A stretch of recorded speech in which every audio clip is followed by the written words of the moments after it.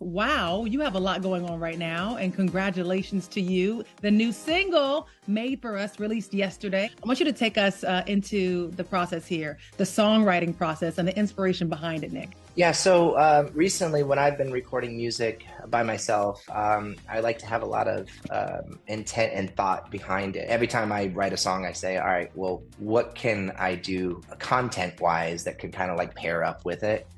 And so the last song I had done, Superman, I had this whole, it was kind of like a little bit of a country feel or whatever. And that was fun. And then this one, I love 80s music. I grew up listening to it. That's what really inspired me. That's why I was doing the Who I Am tour. It's the music Yeah. that kind of inspired me from 1980 all the way to 93 when I met the Backstreet Boys. And that music was kind of a part of me.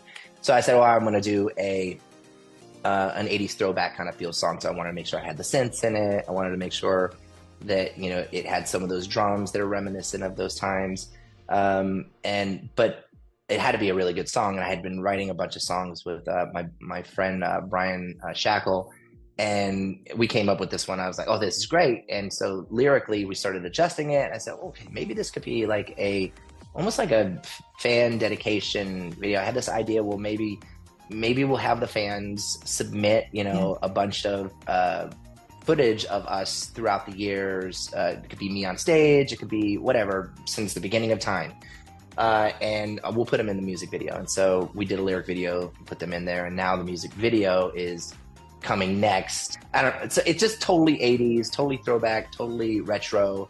And that's coming, like, I think about a week from now. Listen, from Backstreet Boys to Nick Carter going solo, since 2017, the Who I Am tour. I know you mentioned your goal was to have this tour explore your own artistic expression. So I want you to take me to a time where you struggled. You may have struggled with your individuality being in such an iconic boy band like the Backstreet Boys. It's been the biggest problem for me as a solo artist, because we are in such a like place and time where we're, you know, everybody knows we have a lot of albums, a lot of music, and when we go on stage or we're performing that stuff, that's what they want, that's what they expect. So you kind of conform to, like, okay, you're Nick Carter from the Backstreet Boys or whatever, you know. And then when I go out on my own, I say, all right, well, I kind of just want to have fun and just explore and be more creative, and so that's why this tour for me,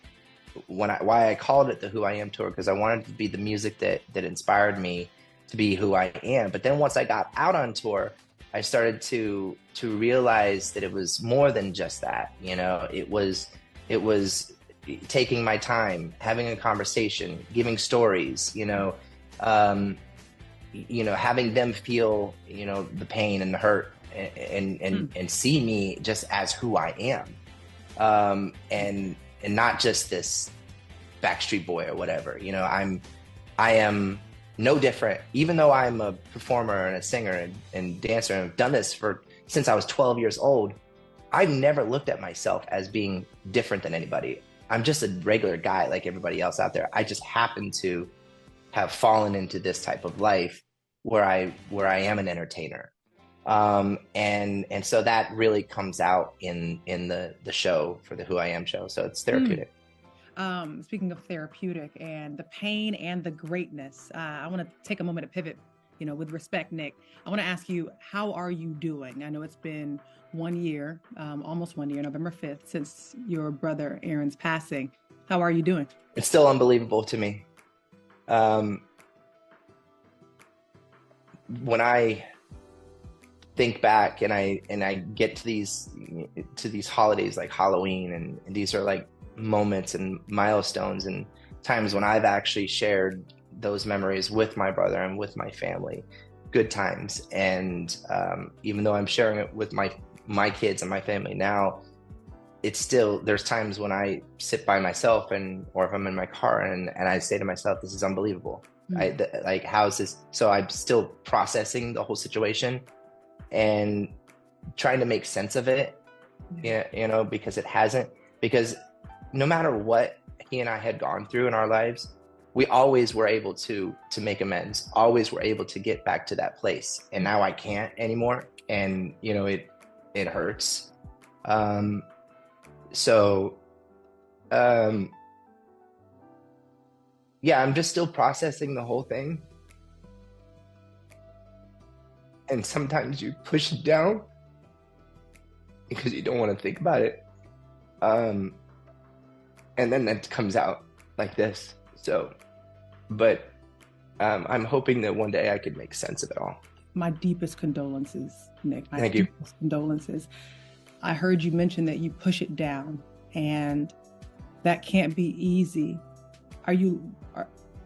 What is the thing that you're thinking about as those tears well up? It's just that no matter what, he's my brother, and I miss him. I love him. I'm hoping one day it all makes sense, and I'm working on it.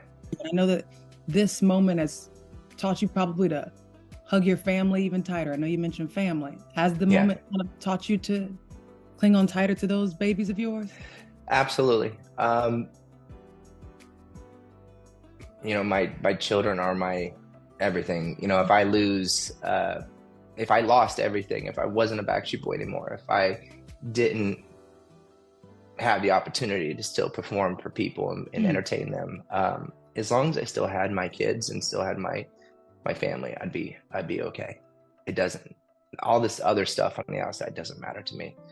And that's what I focus on, you know, whether, you know, being present with my children, yes, listening to them, parent-teacher conferences, driving them to school, taking them to Halloweens and being there when they want to trick or treat, trying to be the best father that I can. And it's my job to you know, create a safe space for my children, and give them those memories that they can look back and be like, because they're growing every single day and I see them. My son's 7, my daughter's 4. Saoirse, my youngest daughter, is 2.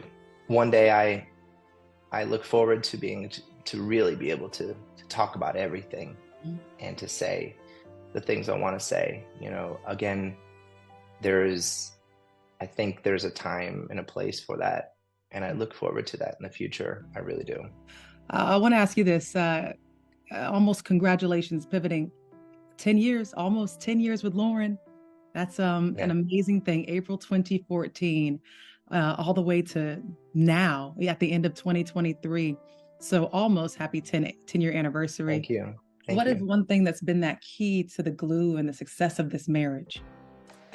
You know, we focus on, we take time for each other, and we spend a lot of time with our kids. With 3 kids, it's been an adjustment, and it's beautiful. We love it. But taking the time to do those things, and creating the space for that. Yes, it's clear that you love your wife, and it's clear that Nick loves the kids. Speaking of the kids, Nick, you're part of a new digital music compilation titled Christmas for the Kids. 22 holiday music tracks. I know they're benefiting the patients of Cure for the Kids Foundation. Why did you want to be involved in this project? Cure for the Kids basically is a foundation out here. It's a hospital or facility that if parents and families have a child who's suffering, you know, from cancer, they will, in Nevada and also the surrounding states, they will help bring you in and take care of it completely. You don't have, they'll cover it. And Amen. And so this year, what we did is recorded the John Lennon song, "The War Is Over" or "Happy Christmas." I think it's really special too, because when a child does finally beat cancer, you know, the song "The War Is Over," and that's what was beautiful about the song. So I'm happy to be a part of it. Amen. My final question for you, Dad. Let's keep it on that. I know in 2021, we saw Lauren speaking about the struggles of, you know, some minor complications surrounding the birth of Pearl. And now look at her boom, boom, boom, boom, boom, playing the drums. I said, he got a little musician on his hands. I want to know, how special is it as a father who is an artist, an icon, to see your daughter pick up those drumsticks and take after the daddy's artistic abilities and talents?